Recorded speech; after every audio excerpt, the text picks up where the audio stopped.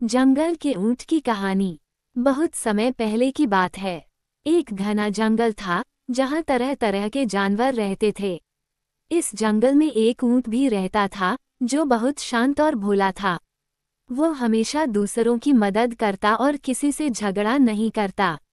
लेकिन बाकी जंगल के जानवर उसे अजीब समझते थे, क्योंकि ऊंट बाकी जानवरों से अलग दिखता था। उसकी लंबी गर्दन, कुबड़ और धीमी चाल उसे बाकी जानवरों से अलग बनाती थी।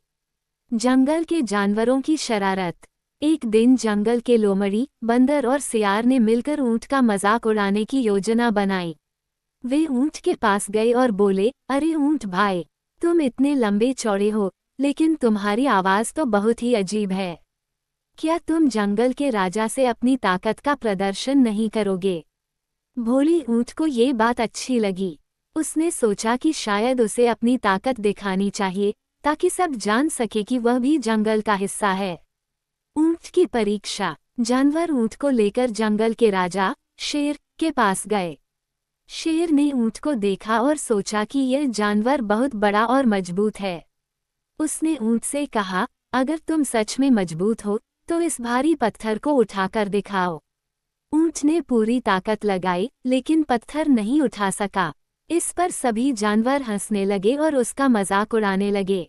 ऊंट बहुत शर्मिंदा हुआ और जंगल के किनारे जाकर अकेला बैठ गया।